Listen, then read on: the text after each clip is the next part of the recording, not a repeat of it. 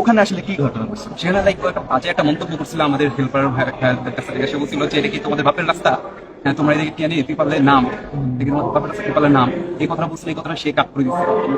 আর ওইটা থেকে কিন্তু মানে অ্যাগ্রেসিভ জিনিসটা অ্যাগ্রেসিভ জিনিসটা মানে আমাদের হেল্পার ভাই হচ্ছে অ্যাগ্রেসিভ হতো না যতক্ষণ না আমরা প্রথমে যখন আমরা আমাদের ছাত্রী আমার বড় আপুকে যখন বেছিলাম তখন আমরা চলে যাচ্ছিলাম, কিন্তু চলে যাওয়ার পরে হচ্ছে সে অ্যাগ্রেসিভটা করলো। এই ওঠানোর টাইমে কিন্তু একটা ঝামেলা করছে ওখানে।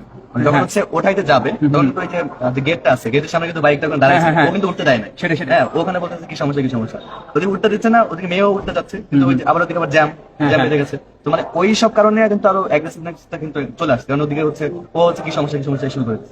আর ওইদিকে আমাদের হেল্পার আবার বলতেছে যে হচ্ছে আপনি আপনি ভাই যান। হেল্পার হচ্ছে প্রথমে হচ্ছে হেল্পার তো বুঝতে পারতেছে যে জাম আছে, হ্যাঁ তো আমরা হচ্ছে আমাদের ছাত্রীদেরকে তাড়াতাড়ি উঠে চলে যাই, কিন্তু আমরা যখনই চলে যাবো তখনই সে কমেন্টটা করে ফেললো। তো কমেন্টটা করার পরে হচ্ছে মানে এটা খুবই একটা খারাপ অবস্থা চলে। আচ্ছা, এখানে আরেকটা জিনিস আছে যে কিছু কিছু পাবলিক ওরা বলতেছে যে হচ্ছে এটা বাসটা পাশে সাইড করে রাখেন। অলরেডি কিন্তু এটা যেখানে হচ্ছে ওই খালি জায়গাটা আছে, কারণ মানুষ কিন্তু ওই জায়গা থেকে ওঠে। এখন এই যে খালি জায়গা দিয়ে আবার যদি সামনে যেতে চায় তাহলে কিন্তু অনেক দূর যেতে হবে, আর ওখানে কিন্তু লোকাল বাস আছে।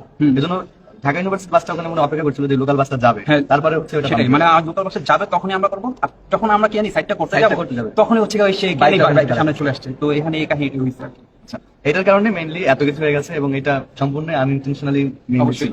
আর হচ্ছে ঢাকা ইউনিভার্সিটি নিয়ে অনেকে হচ্ছে ট্রোল করতেছে, মানে অঙ্কুরের মানে এই ধরনের অ্যাগ্রেসিভনেসটা কিন্তু আসলে বোথ সাইড থেকে আসছে এবং এটা নিয়ে বোথ সাইডেরই বলা যায় যে দোষ আছে।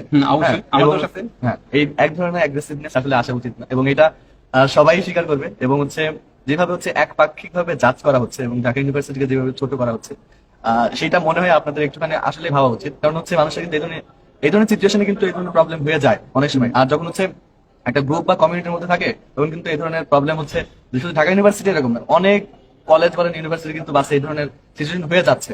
তো এইটা আসলে সবারই করা উচিত না, এই বিষয়ে সবারই সজাগ থাকা উচিত। আর আরেকটা বিষয় হচ্ছে যে কাট সার্ট করে ভিডিও আপলোড, এইগুলো নিজের ভিউ বাড়ানোর জন্য অনেকে করে, কিন্তু এটা আশা করি যে এই ধরনের জিনিস আপনারা করবেন। আর অবশ্যই আমাকে আর একটু নিয়ন্ত্রণ থাকা উচিত ছিল, এটার জন্য অবশ্যই আমি দুঃখিত। কিন্তু এমন একটা পরিস্থিতি হয়ে গেছিল যে সেখানে নিয়ন্ত্রণ করতে পারতেছিলাম না। হ্যাঁ, সেখানে আমাদের আবুদের সিকিউরিটির একটা ব্যাপার ছিল।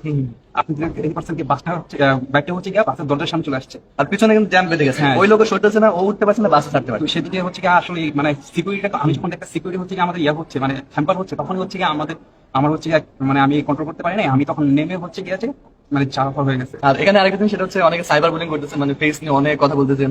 মানে আপনাদের হচ্ছে লজিক্যাল প্রবলেম আছে, মানে যে একটা প্রবলেম হয়েছে সেটা কিন্তু লজিক দিয়ে আপনি ভাঙবেন, সেখানে